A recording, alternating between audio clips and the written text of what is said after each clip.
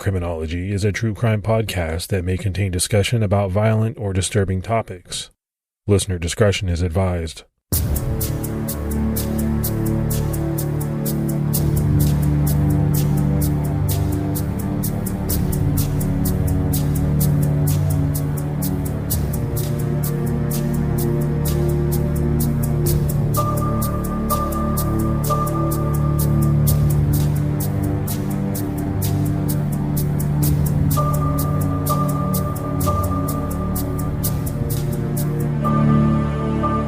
Hello, everyone, and welcome to episode 183 of the Criminology podcast. I'm Mike Ferguson. And I'm Mike Morford. Mr. Morford, what's going on with you, man?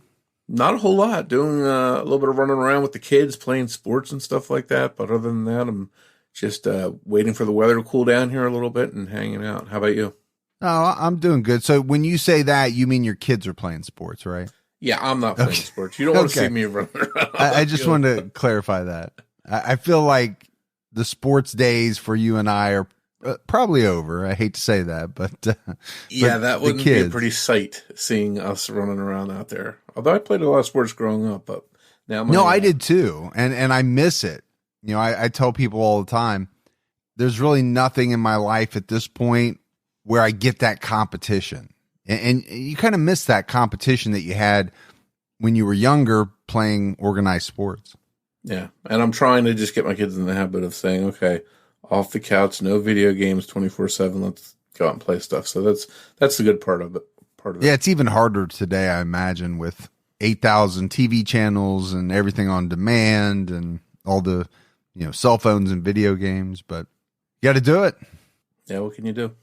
We have some great new Patreon support. Let's give some shout outs to Maria Mazurski, Jordan Toby, Renee Tupikoff, and Lauren Carter. So that's some great new support. We really appreciate it. Yeah, thanks as always. That goes a long way to helping us put the show out. And anyone that would like to support the show can go on patreon.com/criminology. All right, Morf, let's jump right into this case. And we're talking about the murder of Mary Ann Holmes. Thatcher, Arizona was settled by members of the Church of Jesus Christ of Latter-day Saints around 1881. The town in southeastern Arizona has managed to grow to just over 5,000 residents since then, but still, it's a relatively small town. It's the kind of town where a lot of people know each other, and it's a town with a pretty low crime rate, with very few murders. For almost 3 decades, the only murder on file was the result of domestic violence, a man who killed his wife. But a shocking and brutal murder would occur in July 1995, thrusting Thatcher into the spotlight, the murder of 29-year-old Mary Ann Holmes. Mary Ann Holmes was born in La Crosse, Wisconsin on June 20th, 1966, to Edward Holmes and Dorothy Wood. She moved to Thatcher with her 2 young daughters, Ashley, who was 4 years old, and 18-month-old Sarah. Mary Ann had been dating a man named John Bursey, but it wasn't a good relationship, and it was apparently an abusive one. Mary Ann feared him. She wanted to get away to make a fresh start for herself and her girls. Once in Thatcher, Mary Ann started renting a home from Roy Black and making a new life for her family in the new town. Mary Ann hoped to find a good man to have a healthy relationship with, who could be a positive figure in the lives of her daughters. But she also planned to focus on her school, her art, and her 2 precious daughters.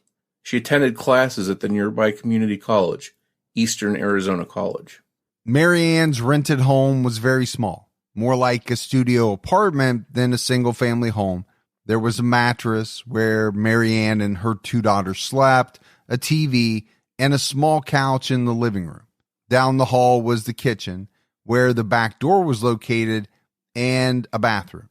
Mary Ann noticed that the home's back door was broken and it wouldn't lock. So she contacted Roy Black, her landlord, and he promised to address this for her. Mary Ann paid him for the repair, and he sent his son David to fix it. Reportedly, David flirted with Mary Ann, but he never performed all of the needed repairs. So one thing that jumps out at me is she's new to this home and the back door doesn't lock. I'm a little bit surprised that she had to pay for the repair, because you think when you move into a home, you're renting it, it's going to be up to specs and everything's going to be working properly. But this door, as we're going to talk about, would become an issue later on. Yeah, that actually did cross my mind as well. I mean, you would think one of the things that a landlord would ensure before renting out a place is that all of the locks work. That's a pretty important facet to a home, an apartment. You want tenants to feel safe, and tenants want to feel safe. Yeah, and I think that's a basic requirement. It's not like she's asking for him to come in and install some kind of fancy appliances or something like that. These are simple things that involve the safety of her family. So I don't blame her for wanting to get those things taken care of. On July 8th, 1995, Mary Ann had a garage sale at her home. Her house was on a well-trafficked street, and there were a lot of visitors to the sale. Mary Ann talked with her neighbors about the sale, telling them that it was a good idea, and it was a way to make some extra cash. At least 50 people had stopped by and browsed at her garage sale, and Mary Ann was so friendly and trusting that she even let some of them use her restroom. On July 9th, the day after the yard sale, Mary Ann's neighbor woke to an unusual sight, later telling the TV show Cold Justice that Ashley, Mary Ann's 4-year-old daughter, was naked, standing at her bed, and shaking her hands, which were bound with rope, and she was frantically saying, "My mommy's dead. My mommy's dead." The terrified neighbor called the police, who found Mary Ann dead in her home. 18-month-old Sarah was sitting on the bed in the same room, but she was unharmed. Morf, this was a very bloody crime scene. Mary Ann was nude, curled up in the fetal position on the floor. She was bound with handcuffs and covered in blood. A rope was found still around her neck. The ligature marks around her neck were not very deep, suggesting that the rope was not meant to strangle her, but rather was meant to control her. The handcuffs were very tight on her wrists. Her clothes had been cut off of her with scissors or maybe a knife, and she had been sexually assaulted with an unknown object and beaten with a heavy, sharp object. Her cause of death was determined to be blunt force trauma. Police described it as trauma to the head from several chopping-like blows by a large knife or hatchet. There was one large wound on the left side of her skull, and she had suffered multiple less severe blows to the left side of her head. The attacker had tied up Ashley as well. She said that she had been tied to a chair, but her younger sister was still on the bed during the attack. The suspect had cut the clothes off of Ashley too, but she was not sexually assaulted. This seemed more for maybe a sensation of power in the perpetrator or to cause fear in Mary Ann, causing her to dread what would happen to her little girl rather than anything actually targeting her sexually. Investigators believe that the perpetrator stayed in the home after he killed Mary Ann, perhaps for hours, sexually assaulting her corpse and doing who knows what in front of her 2 young daughters, before finally leaving the scene. Bloody footprints headed back toward the front of the house, to the street, and then rounded a corner and headed northwest, cutting through what's now a parking lot, and they ended near the college. One clear shoe print left in Mary Ann's blood was potentially a valuable clue, and investigators were able to find out it was a man's shoe, either size 11 or 12. And I think, Morf, to me, these bloody types of footprints are always very important. I think, first of all, it helps to figure out, okay, what type of perpetrator are we looking for here? You know, size 11, size 12, you're automatically thinking this was a male. The sexual assault component to this case kind of clues you into that really as well. But the size 11 or 12 kind of cements it, but it's where the bloody footprints lead. To me, that is very interesting. We've already said that Mary Ann was attending classes. Now police find out that these bloody footprints head back towards the college. And I think it's one of those things that many perpetrators don't think about. Okay, this was a very vicious murder. We know that there was a lot of blood.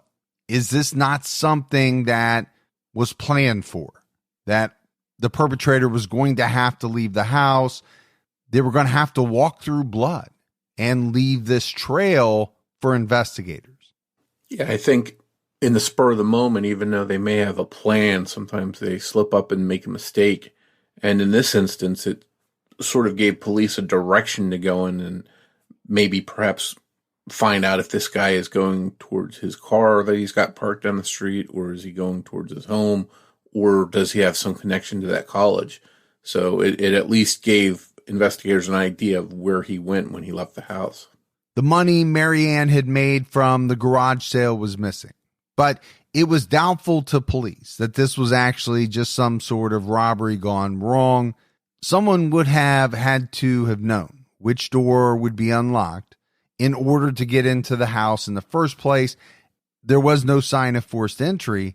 The ropes, handcuffs, and murder weapon used were all from outside of Mary Ann's home, brought to the house by the killer. So, I think in the minds of investigators, this was a premeditated attack on the young mother. There was enough rope for everyone inside the home that needed to be subdued. So they thought that meant that the perpetrator knew exactly who would be inside. Most burglars just want to get whatever they're after and get out without making a harder time for themselves. But here, it was clear that the killer had remained in the home for some time. And what I think is really frightening is a lot of burglars, they target homes where someone isn't there. They don't want any interaction. They want to get in and get out, as you mentioned. But when they come in with that kind of stuff when you're home, you know that they've got something in mind that's going to be worse than burglary.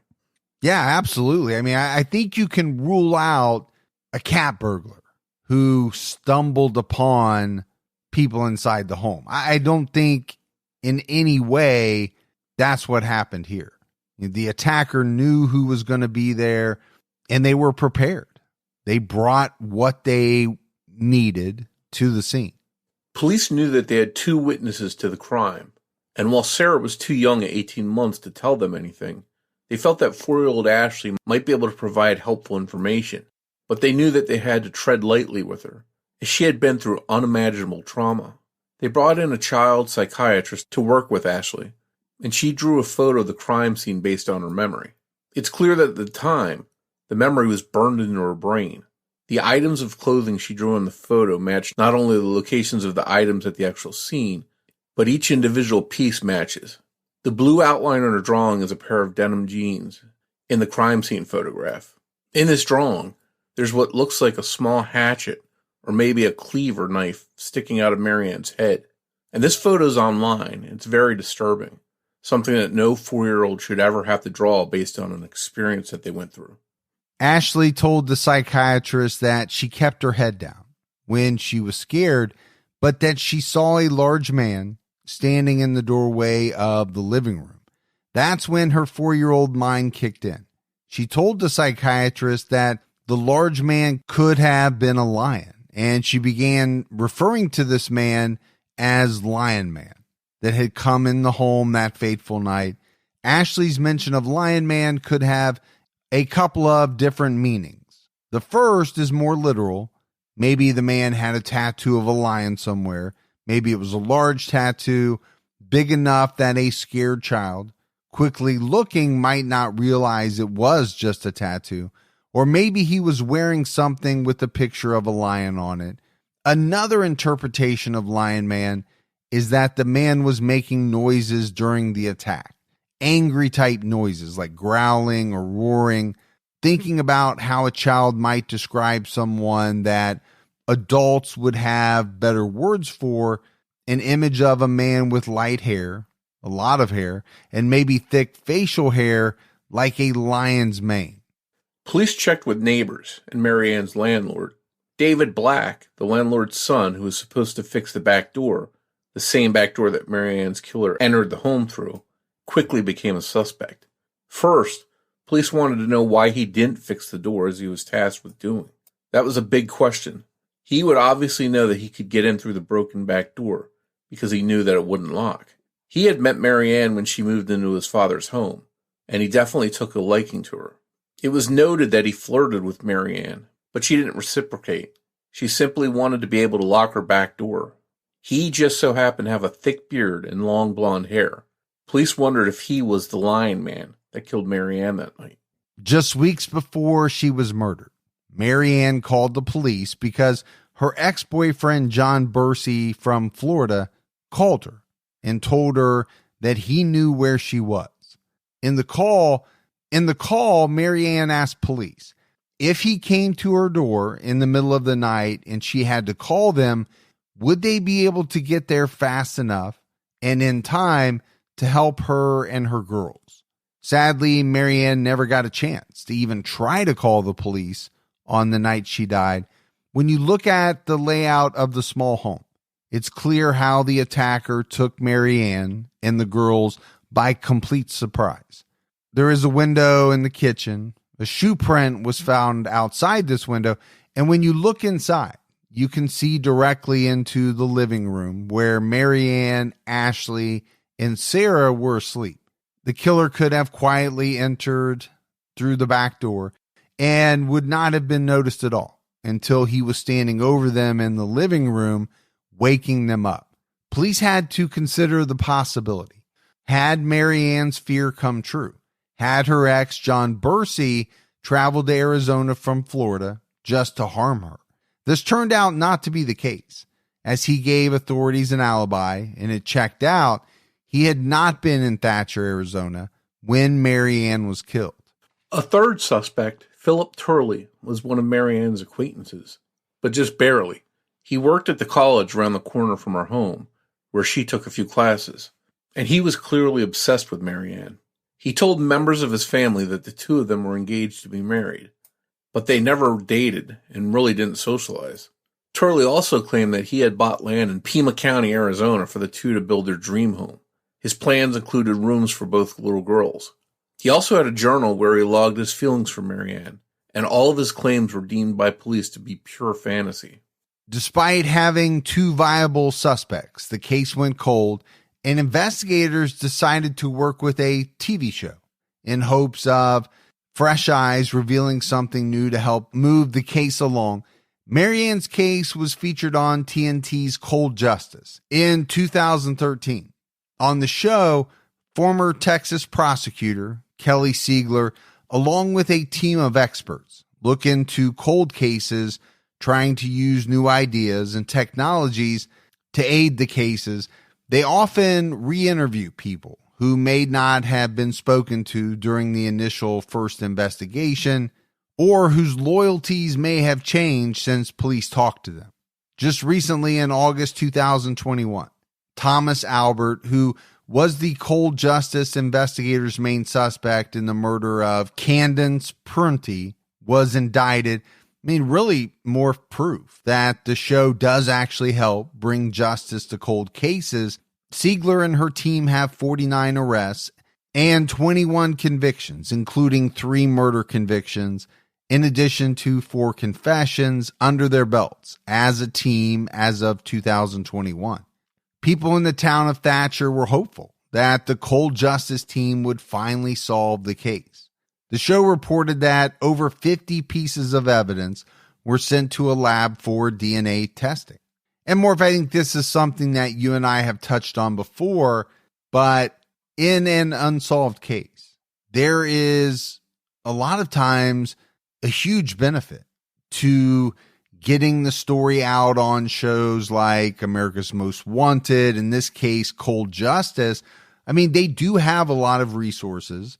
They have some money, obviously, to do some DNA lab testing and things like that. They're also, and probably most importantly, going to bring the story to a large audience. And that sometimes can generate tips, leads. It's normally a good thing. Yeah, and if you're a family member of someone whose case has been unsolved for years, you want any kind of movement that can be generated, whether it's a show coming in to help examine it or they're going to bring the case to that wider audience. You're just hoping for something new to come along. So you have to think that Mary Ann's family and friends were excited about this project. Yeah, at the very least, you're going to get quite a bit of renewed interest. And it's a really good show. I've watched the show a lot of times, and they do a good job. They really focus on things where the focus needs to be, I think. So they had a good team coming in to help in this case. Morf, I feel like we met Kelly at CrimeCon maybe a couple of years ago. I could be wrong about that, but it seems to me as though we did. Yeah, I know she was there, and CrimeCon we talk about all the time is such a blur because there's so much to do and so many people there that you can rush through it and then totally say, wait a minute, did I meet so-and-so? David Black, who was supposed to fix the door that the killer used to gain entry to the home, was revisited. He was now living in the home Mary Ann rented from his father and where she was killed. When investigators went to the home, he first asked if they were serving someone papers before blaming Mary Ann's murder on the, quote, fundamentalist LDS religion. He told investigators that those people, referring to the Latter-day Saints, believe that if someone denies the faith, that it's your obligation to shed their blood. He also told investigators that she was assassinated by special forces. So, no doubt, Morf, David Black had some interesting things to say. I mean, I think these are quotes, these are things that would pique the interest of many people.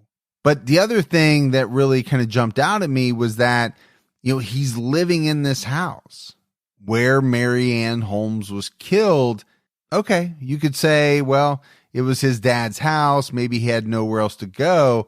I think to most people, that would be a strange move, especially when you factor in that David was looked at in the past, was maybe still being looked at as a possible suspect. Well, and I think if he was the person responsible, living there might give him some kind of thrill or some kind of satisfaction, some kind of deviant thrill being there. So that's pretty disturbing. When looking at this, I personally wouldn't move into a home where I knew there was a murder, but this guy seems a little bit different than most people, so maybe he had no issue with it. Well, we've talked before about killers and their trophies and using those trophies to revisit crime scenes and what kind of thrill possibly it gives them. Think about a person, let's say if he did have something to do with the murder, living in that murder house full time. The possibility exists that he could be getting, this type of rush, reliving the crime on a daily basis. Yeah, that's pretty disturbing. If he was her killer, that would be very creepy.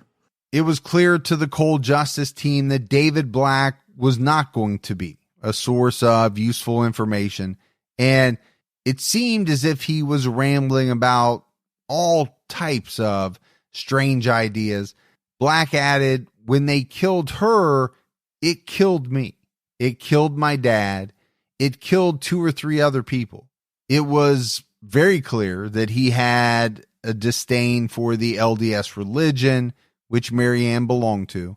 When the cold case team interviewed David's ex-girlfriend, she told investigators that David was, quote, absolutely obsessed with that murder. She also admitted that he hears voices and that they tell him stuff. According to David's father, Roy, at the time that Mary was murdered, David was living, working, and attending school in Salt Lake City, Utah. David brought investigators his journal from 1995, and it had entries indicating that he was in Provo, Utah, before, during, and after the murder. The information in the journal about where he was living, who he was dating, and what he was doing at school was all there, easily available for authorities. But still, investigators got a DNA sample from David Black. David also allowed the cold case investigators to go through his house, the crime scene. It seemed clear that while he looked like an interesting suspect, he wasn't their man. So obviously, Morf, there was some time, we couldn't figure it out exactly how much, but there was some time that passed between when Mary first rented the home and when she was murdered, because we know when she first rented the home, David was there. He was supposed to fix the lock. And then sometime later, it sounds like he went to Provo, went to school and was doing things there. Although he supposedly had an alibi for the murder, Mary Ann's ex, John Bursey, was also revisited. His alibi at the time was that he was in Florida, but with no cell phone records to be able to trace in 1995, investigators wanted to be sure that he hadn't just been taken at his word. One of Mary Ann's friends, Barbara, claimed that John was a liar and he was a con artist. She told the Cold Justice team that the breakup was a very bitter one. The Cold Justice team called the couple he had stayed with in Florida, and they confirmed that he was with them the entire time, immediately before, during, and after the murder. And they added that he was broke and he couldn't have afforded to travel to Arizona, even if he wanted to. So, it sounds like based on all of that, John Bursey was ruled out again. It was when the team were able to track down and talk to ex-girlfriends of suspect Phillip Turley that they felt they had their man, but they would need to prove it. One ex-girlfriend recalled that Turley had referred to Mary Ann as his fiancée, and had also told her that he bought land in Pima, Arizona to build a house on.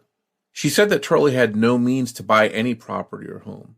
She also added that Turley had bipolar disorder, and when he wasn't on his meds, he could experience psychotic episodes. She recounted things that made her uncomfortable regarding their sex life. He had talked about whipping or spanking someone on their knees while he had them on a leash, and he was obsessed with anal sex. This really got the attention of the cold case team because it so closely matched what happened to Mary Ann. The sexual assault with an object matched his apparent fantasy, as well as the ligature marks suggesting that the rope around her neck was not actually meant to strangle or kill her, but to control her, much like a leash. The cold case team believed that Mary Ann was dragged away from the couch by the rope. It turned out that Phillip Turley also could possibly be linked to crime scene evidence. He wore a size 11 shoe, making it possible that he was the one who stepped in Mary Ann's blood. Not only were his shoes the right size, but the prints had been tracked towards the college where he worked. It would not have stood out for him to be at or near the college, and he would be guaranteed to know his way back from the crime scene. He had also been a corrections officer. Turley's ex-girlfriend claimed that the favorite part of his job was when he had to beat the inmates into submission. His former supervisor recalled that after Mary Ann was murdered, Phillip Turley stopped showing up for work. Oddly, he didn't even quit. He just simply stopped showing up to work. Another ex of Turley had once threatened to call the police on him after he had held a gun to his own head. After this incident, he disappeared and she never saw him again. A third ex-girlfriend recalled that the reason they broke up was that during an argument, Turley missed her and punched a hole in the wall. This ex recalled a time that Turley tied her up during sex, stating that she agreed to do it because she was afraid what he would do if she resisted. Turley's ex-girlfriend, who talked about his fantasies, also claimed that the most violent or scary one he ever had with her was when he said to her, "I could kill you, and then sexually assault your dead body, and there's nothing you can do about it." This is exactly what police believe happened to Mary Ann. While all of the recollections of Turley from people in his past was certainly interesting, the team knew that they needed to focus on physical evidence and clues. Which obviously, Morf, is always very important in any case. But, if you just look at some of the things that people in Phillip Turley's life said, there's no doubt that you would want to take a very close look at this guy. Now, it's one thing to have your sexual fantasies. A lot of people do. Okay. It's not something that we talk about a lot, but people have them. I think here what is so interesting is how closely his aligned with what police believe happened to Mary Ann Holmes. Yeah, and I think that while it sounds so compelling, that it's important to tie him to the scene with some kind of evidence, and that's what can ultimately convict him or connect him to the crime. Well, yeah, absolutely. Just the fact that, you've had willing partners in the past who have engaged in, this type of sex, and that matches the crime scene, that alone is not going to convict anybody. That evidence included the size 11 shoe print in Mary Ann's blood, something indicating perhaps a larger sized man. And it turned out that Turley was indeed a very large man. Ashley had told police early on that a tall man had killed her mom. DNA testing done on the evidence from Mary Ann's home found a DNA sample that was too small to build a full profile from, but it was enough to exclude those who didn't have any of the markers in their DNA. Testing on the rope, which investigators hoped the suspect had handled at some time without wearing gloves, was inconclusive. Police examined a bag of clothes at the scene and 2 picture frames that did have male DNA that did not match the landlord's son, David Black, or Mary Ann's ex-boyfriend, John Bursey. But Phillip Turley's DNA could not be excluded as a match. The cold case team managed to track Turley down and interview him, which he was not happy about. He told authorities that his relationship with Mary Ann never got serious. He told police that he had gone to 2 church functions and 1 movie with Mary Ann, although it's not been established if any of that's true. While it seemed like he was trying to distance himself from Mary Ann, he was still actually making up more of a relationship with her than he ever had.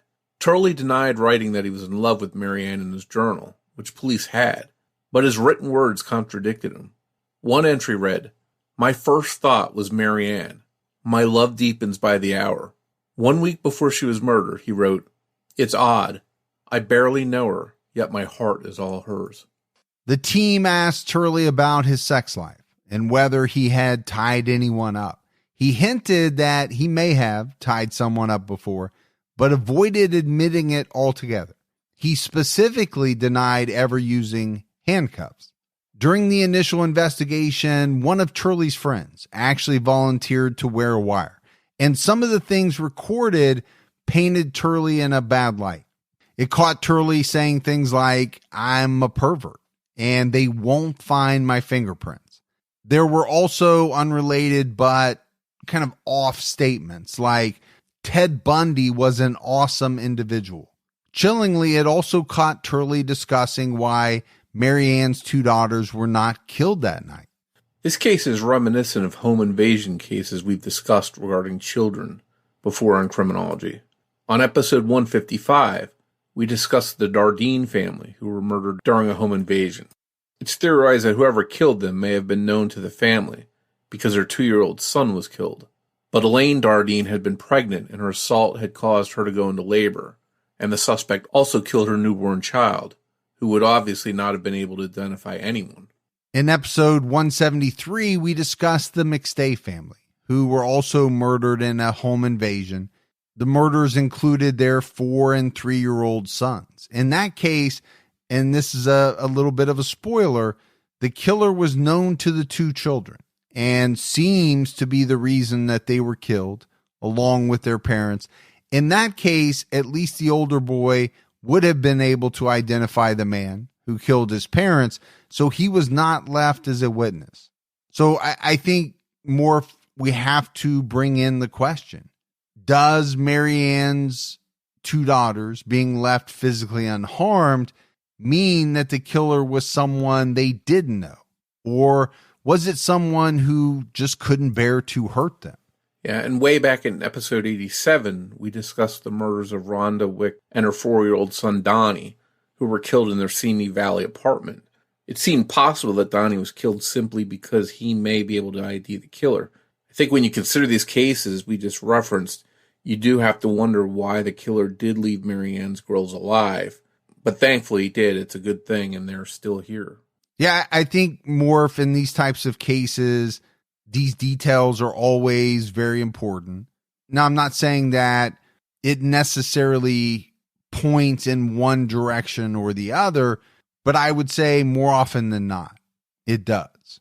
Because as we've talked about before, why would someone need to kill very small children, sometimes so young that they can't even talk?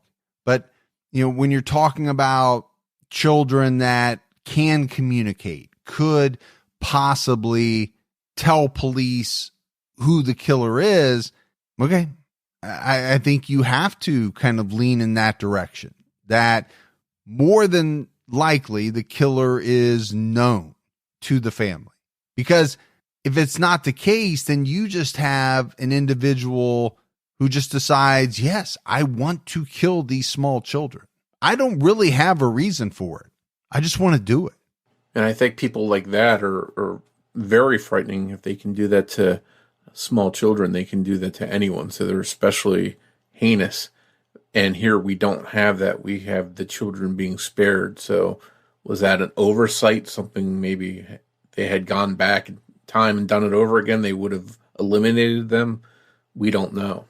One thing that was clear was that the unsolved murder of a young mother in front of her children hung over the community like a dark cloud, and people considering an unknown person walking around amongst them who could be a murderer, it was terrifying.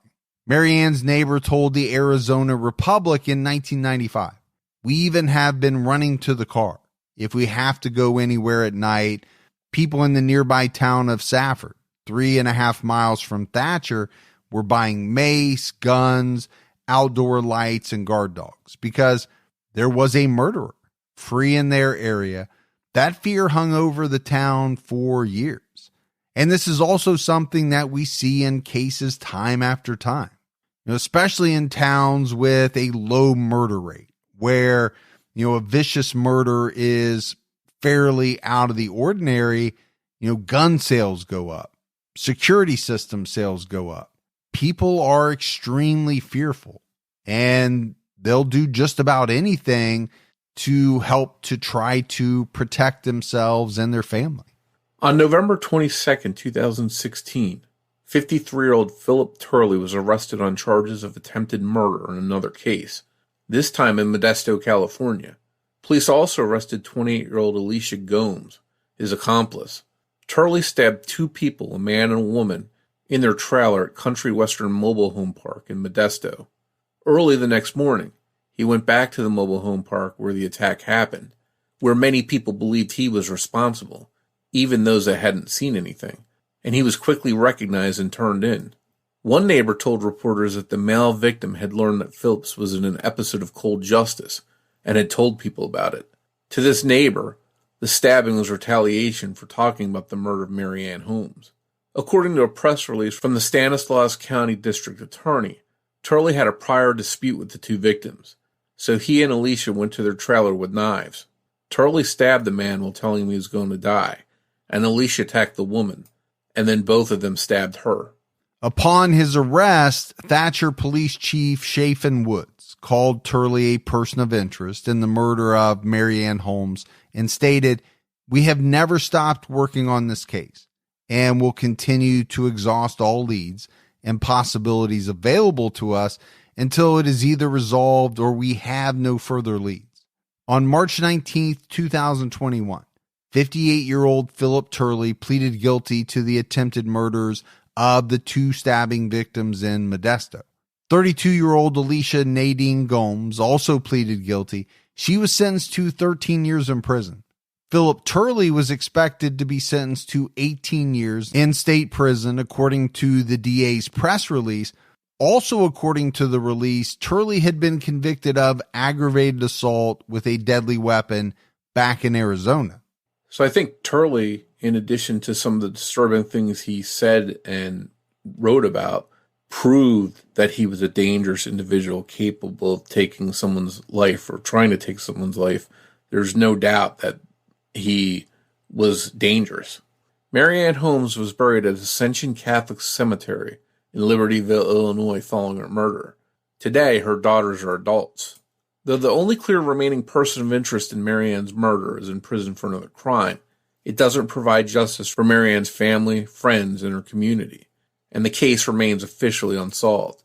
If you have any information about the murder of Mary Ann Holmes, you can contact the Thatcher Police Department at 928-428-2296. So, Morf, as we wrap up this case, obviously this was a horrific murder of Mary Ann Holmes. It was perpetrated in the presence of her two daughters. And we've kind of touched on it, right? This issue of not harming the children. I think you can look at it from a number of different viewpoints.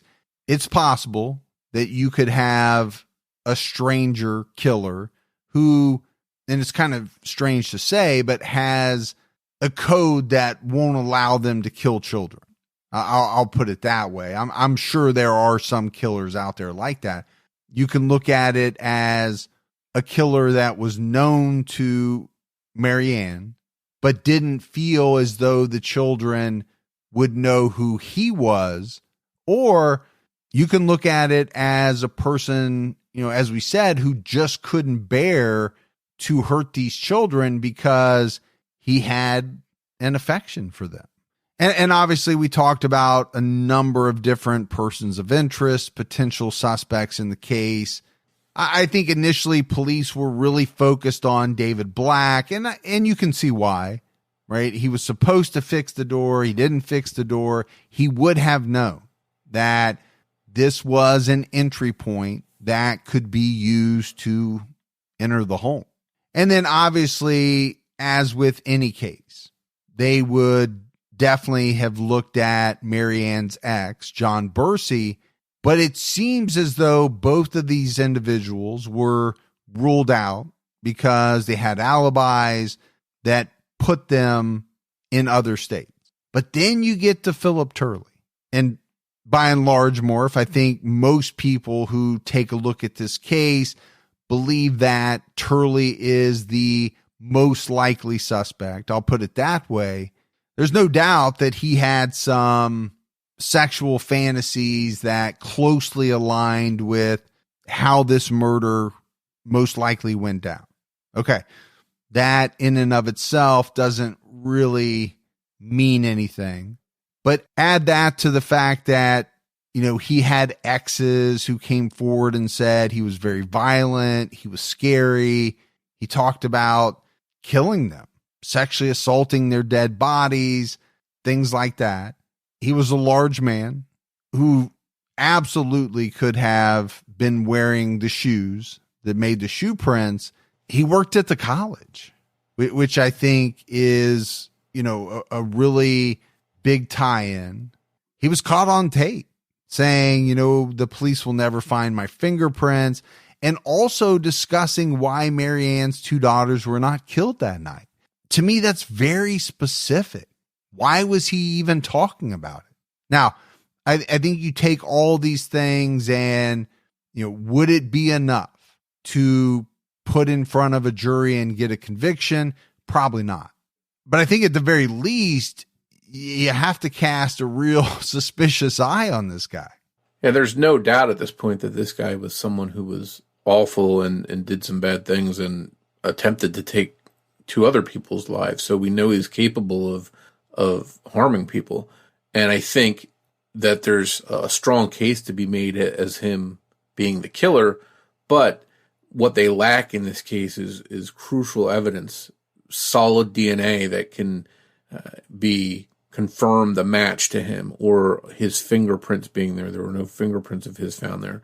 So barring some kind of major physical evidence connection to him, it seems unfortunate that if he's the killer, he may likely get away with this because they just don't have enough other than the circumstantial stuff to connect to him at this point.